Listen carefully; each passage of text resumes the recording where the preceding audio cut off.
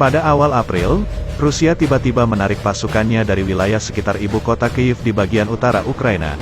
Presiden Vladimir Putin kemudian mengumumkan, tujuan perang sudah berubah, bukan lagi untuk merebut ibu kota, melainkan untuk menguasai kawasan Donbas di Ukraina Timur. Mengapa wilayah begitu penting? Seperti semenanjung Crimea, wilayah administratif Luhansk dan Donetsk adalah wilayah di mana sebagian besar penduduknya berbicara bahasa Rusia dan termasuk etnis Rusia. Juga di Kharkiv dan kota pelabuhan Odessa ada penduduk berbahasa Rusia, tetapi hanya di Crimea etnis Rusia merupakan mayoritas penduduk.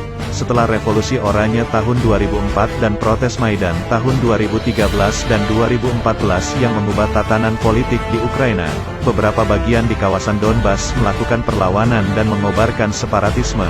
Mereka dibantu oleh Moskow, yang pada saat yang sama memanfaatkan situasi dan mencaplok Crimea. Ini adalah dua dari banyak contoh di mana Rusia bertindak sesuai prinsip bahwa setiap peluang akan mengundang pencurinya, kata Andreas Heinemann Gruder, spesialis Eropa Timur di Pusat Studi Konflik Internasional di Bonn.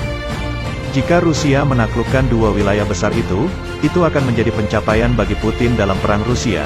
Langkah selanjutnya adalah menganeksasi Donbas, seperti yang dia lakukan dengan Crimea pada 2014. Dan jika Rusia bisa menaklukkan Donbas sebelum tanggal 9 Mei, Putin akan bisa merayakannya pada hari kemenangan, untuk mengenang keberhasilan militer Rusia mengalahkan Nazi Jerman pada 1945. Apa konteks sejarahnya? Sampai pertengahan abad ke-19, kawasan Donbas adalah salah satu pusat terpenting industrialisasi Uni Soviet karena kaya cadangan batu bara. Selama periode ini, Ukraina ditekan oleh Kekaisaran Rusia, dan bahasa Rusia ditetapkan sebagai bahasa pendidikan. Jelas sejarawan Guido Haussmann dari Institut Leibniz untuk Studi Eropa Timur dan Tenggara di Regensburg. Banyak petani Rusia yang juga berbondong-bondong pindah ke kawasan industri baru itu. Donbas memang tidak padat penduduknya. Setelah Perang Saudara Rusia dan masa kemerdekaan yang pendek pada tahun 1918, wilayah itu dimasukkan ke dalam Republik Sosialis Soviet Ukraina. Juga semakin banyak orang Rusia datang ke wilayah itu. Guido Haussmann menjelaskan, memang ada banyak orang yang memiliki hubungan dengan Uni Soviet. Namun, orang-orang di Donbas selalu juga berbicara bahasa Ukraina, dan mayoritasnya masih memiliki hubungan yang kuat dengan Ukraina juga, katanya. Heinemann Gruder mengatakan, adalah salah untuk berasumsi bahwa etnis atau bahasa ibu dapat memberikan petunjuk tentang identitas nasional penduduk Ukraina. Bahasa Rusia bahkan digunakan oleh beberapa batalion tentara Ukraina yang berperang melawan separatis pada 2014-15. Jelasnya, dia menambahkan bahwa ini mungkin tidak akan terjadi lagi. Jika ada kontribusi untuk membentuk negara Ukraina yang kuat, maka itu adalah agresi Rusia selama 8 tahun terakhir. Katanya, bom Rusia semakin menyatukan Ukraina. Apakah Ukraina Timur penting secara ekonomi? Setelah Perang Dunia II, bagi Uni Soviet kawasan industri Siberia menjadi lebih penting daripada Donbas. Tetapi bagi Ukraina, daerah itu tetap merupakan zona industri terpenting sampai 2014. Sekarang, banyak kawasan yang ditaburi ranjau, terutama di daerah-daerah yang dikuasai kelompok separatis. Kawasan-kawasan itu menjadi terlantar atau jadi sangat miskin.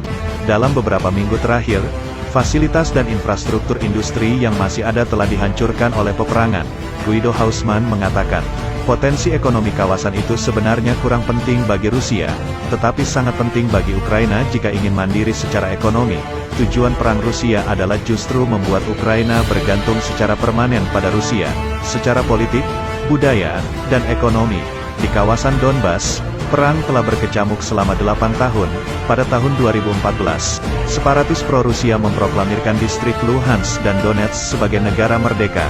Pada 2015, setelah periode pertempuran terbuka antara separatis dan pasukan pemerintah, gencatan senjata dicapai dengan penetapan garis kontak yang memisahkan bagian yang dikuasai Ukraina dari bagian yang dikuasai kelompok separatis. Itulah perjanjian yang kemudian dikenal sebagai Perjanjian Minsk II.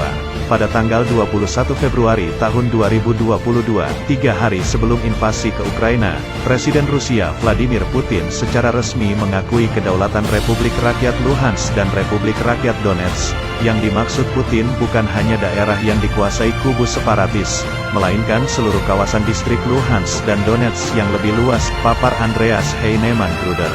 Itu sebabnya, Rusia sekarang setelah gagal merebut Kiev bertekad paling tidak harus mampu menaklukkan Donbas. Jadi itu nanti bisa dideklarasikan sebagai kemenangan, dan mungkin juga akan dideklarasikan berakhirnya perang, pungkasnya.